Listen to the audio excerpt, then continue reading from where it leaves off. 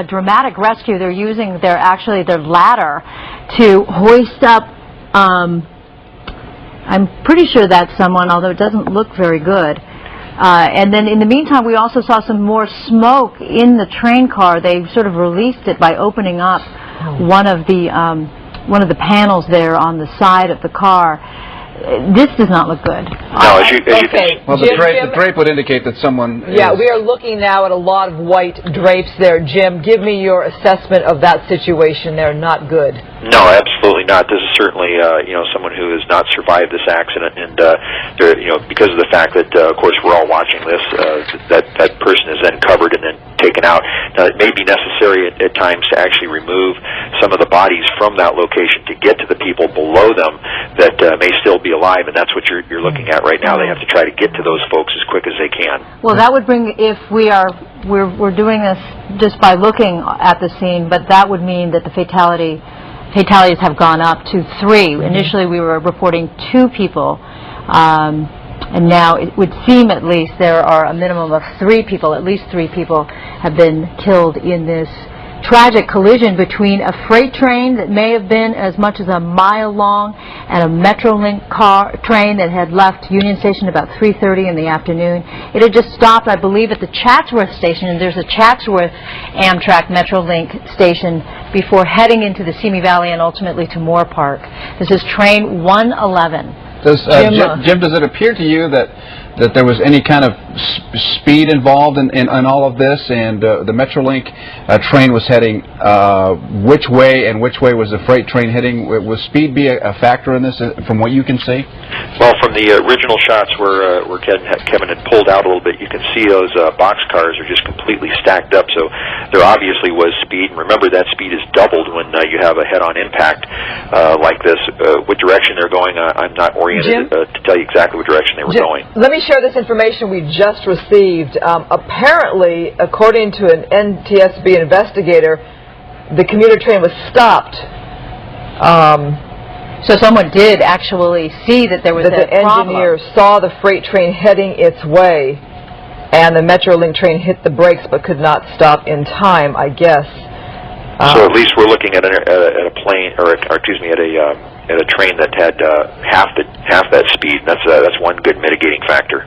Well, that may account for the fact that only 1 car was overturned on the Metrolink train and not the other 2, because there were a total of 3 cars.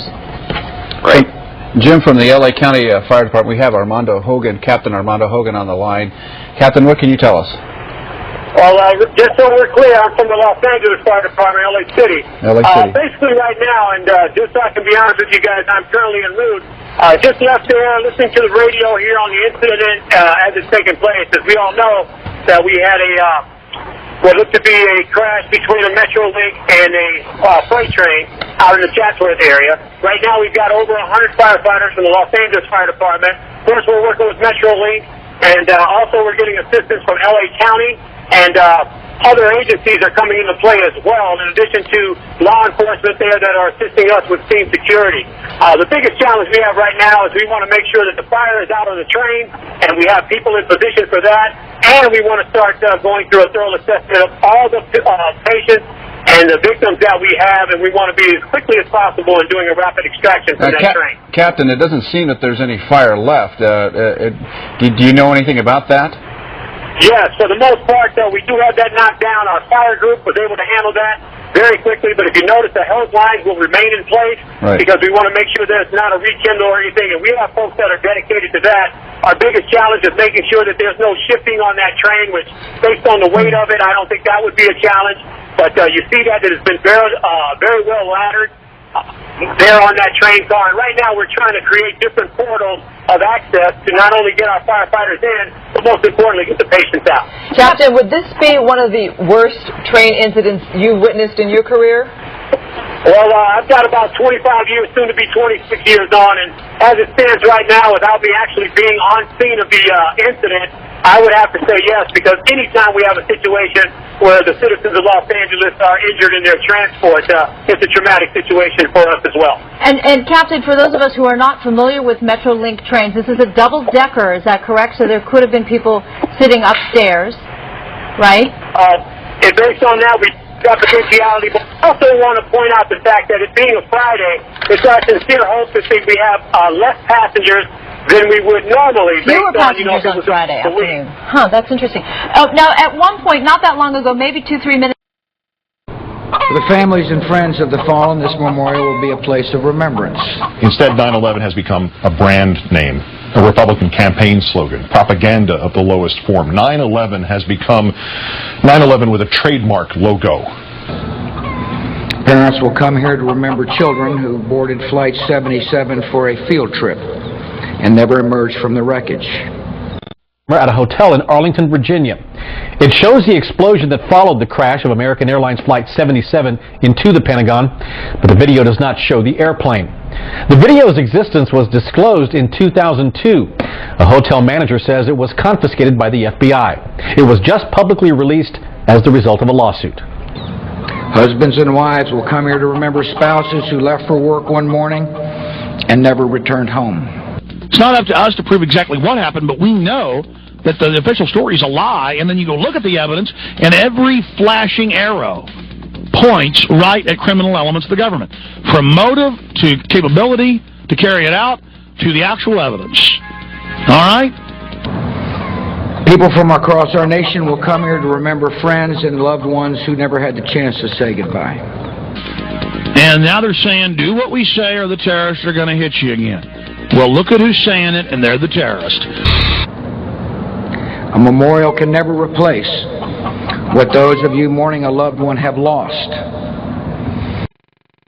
The Pentagon Memorial is opening September 11, 2008, to honor the lives that were lost on that date 7 years ago. The privately financed Pentagon Memorial Fund has raised approximately $21 million. I pray that you will find some comfort amid the peace of these grounds. Depleted uranium is a very, very effective biological weapon, and it is being used to destroy the civilian population in regions that we would like to control. We pray that you'll find strength in knowing that our nation will always grieve with you. In 1990, the United Kingdom Atomic Energy Authority wrote a report warning about the potential health and environmental catastrophe from the use of depleted uranium weapons. For all our citizens, this memorial will be a reminder of the resilience of the American spirit. A warthog shoots 1.5 tons of bullets in 1 minute. That would make the number of estimated cancers as high as 9 million, depending on the amount used in the 1991 Gulf War. In the 2003 Gulf War, estimates of 2,200 tons have been given, causing about 22 million new cancers. As we walk among the benches, we will remember there could have been many more lives lost. Altogether, the total number of cancer patients estimated using the UK AEA data would be 25,250,000. In July 1998, the CIA estimated the population of Iraq to be approximately 24,683,313. On a day when buildings fell, heroes rose. Okay, we know 9/11 was a fraud. No matter how much our inert public wants to avoid this, it's eating away. It's willful denial, willful ignorance. It's eating away at the underbelly of America. And we aren't going to solve our problems by ignoring 9/11. Pentagon employees ran into smoke-filled corridors to guide their friends to safety. I can record.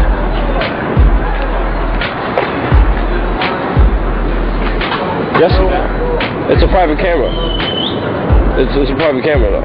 I'm on public sidewalk. No, it's nothing private. Just let me see what you took pictures. Take pictures of what? This is a private browser. You want me to take that camera, or you want to show me what you filmed?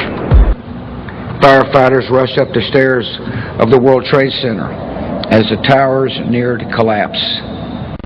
That's what it's about, and to create this endless war